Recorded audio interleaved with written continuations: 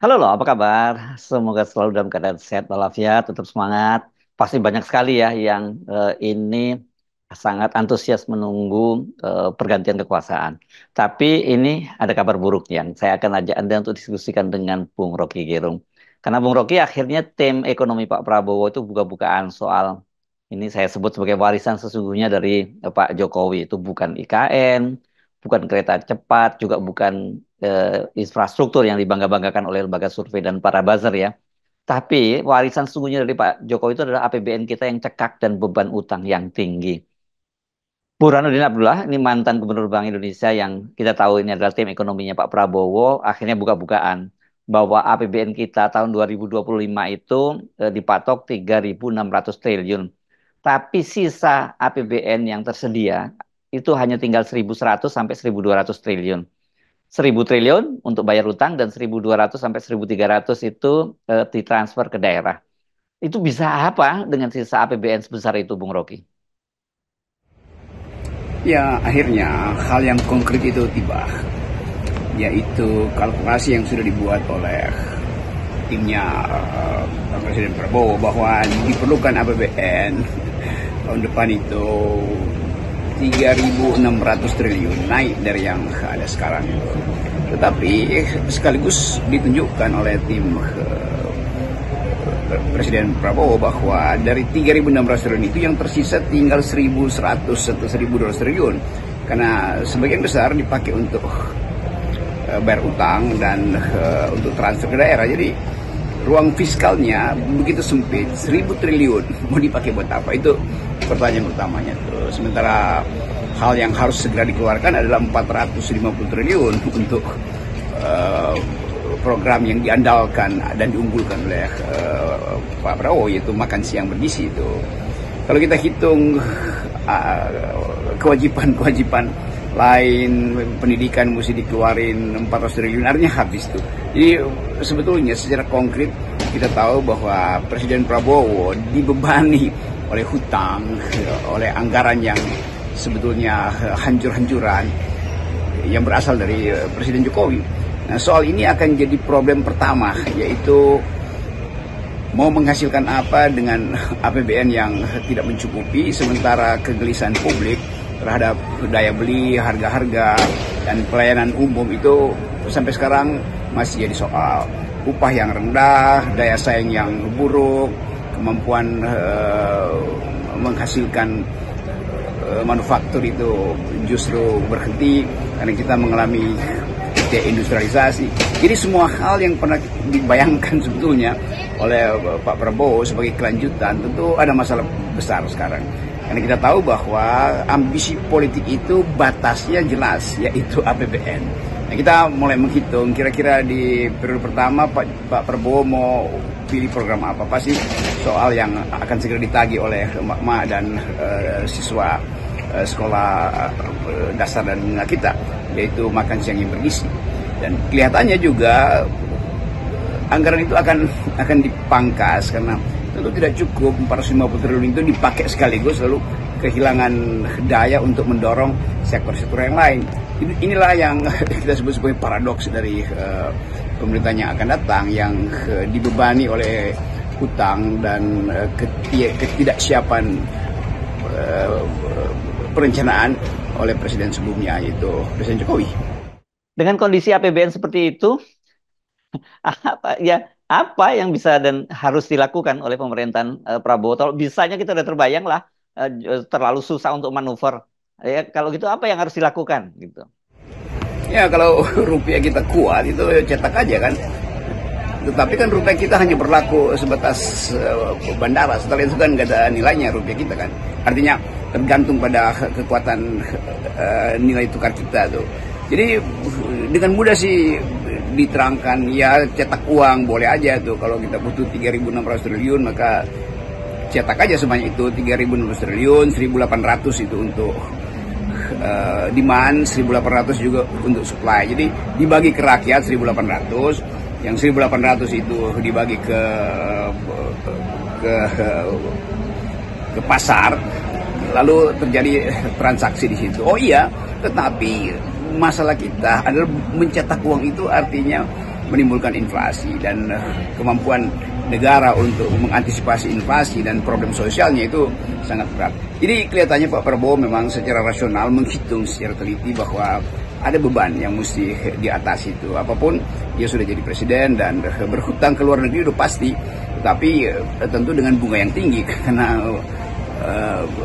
para pengutang luar negeri tahu bahwa kita sebagai debitur itu butuh uang yang cepat, oleh karena itu suku bunganya pasti tinggi itu.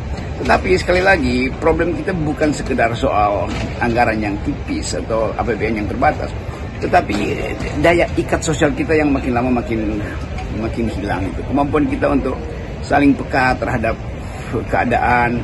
Kita masih lihat bagaimana penguasaan tanah itu sangat timpang, rasio penguasaan tanah itu kalau dijadikan sebagai alasan atau dasar untuk melihat rasio kemiskinan itu pasti terlihat betul bagaimana tanah itu hanya dimiliki oleh sekelompok kecil dan yang lain itu justru digusur untuk kepentingan akumulasi. Ini semuanya adalah warisan dari rejim Presiden Jokowi. Karena itu kalau dikatakan bahwa apa yang membuat Presiden Jokowi itu lolos dari pidana, ya nggak ada, karena semua hal yang ada di depan mata kita itu akan jadi tagihan publik terhadap Presiden Jokowi kendati dia udah lengser nanti kan.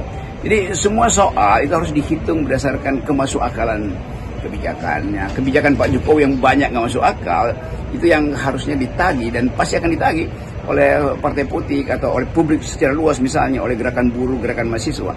Kan ini yang kita sebut sebagai pasca lengser Jokowi mau ngapain tuh, dan sangat mungkin dia akan diseret ke pengadilan. Tetapi kita harus lihat proses ini sebagai upaya untuk memberi pelajaran bahwa cawe-cawe itu dan keinginan ambisi untuk membangun infrastruktur itu tanpa perencanaan itu hasilnya adalah ketimpangan. Jadi bisa kita bayangkan betapa beratnya beban Presiden Prabowo begitu dia menduduki kursi kepresidenan pada hari-hari pertama. Ya, sementara kan ini secara tradisi ada tuntutan, gitu, apa yang bisa dikerjakan atau apa yang bisa dilakukan oleh presiden itu pada 100 hari pertama pemerintahannya. Saya membayangkan betapa beban ini ada di semester pertama Pak Prabowo.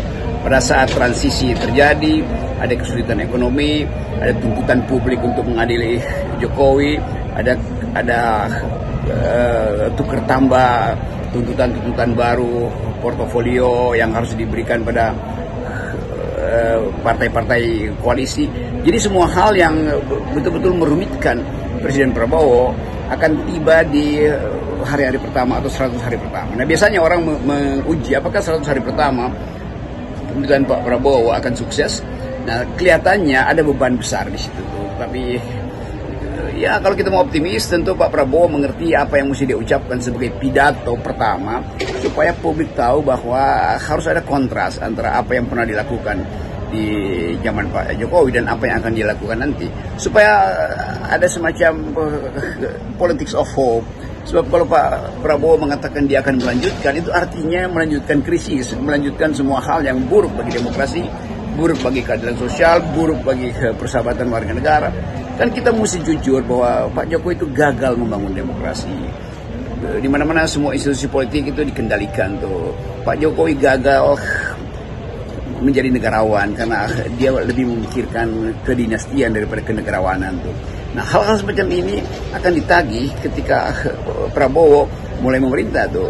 Jadi bayangkan misalnya ketika Prabowo mulai memerintah, Gibran ada di istana, dan itu yang jadi semacam duri dalam daging mungkin bagi netizen, karena tidak jujur bagi mereka melihat kerusakan yang dibuat oleh Presiden Jokowi, tetapi tidak ada hukuman, atau bahkan Jokowi masih menyelundupkan dinastinya itu ke rejim yang berikut. Kan ini semacam peradaban yang atau penghinaan terhadap peradaban demokrasi.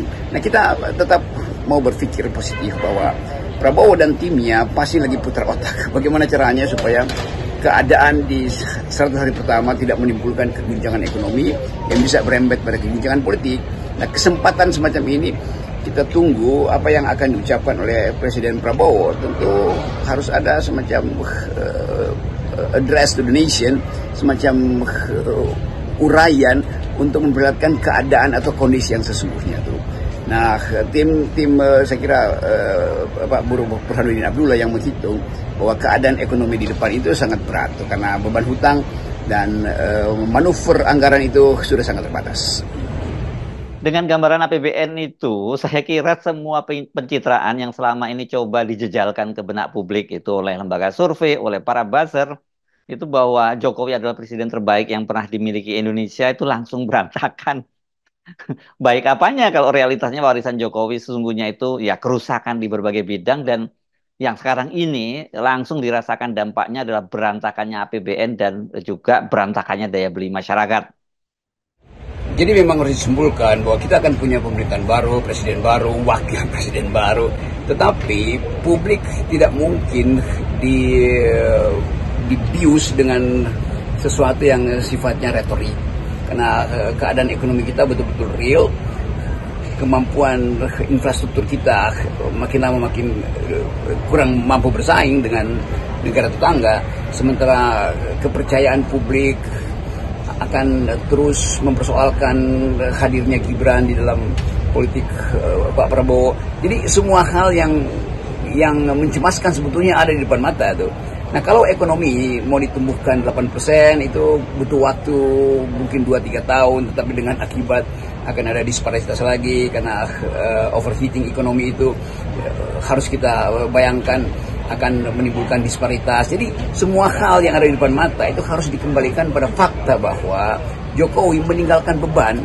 Itu intinya tuh.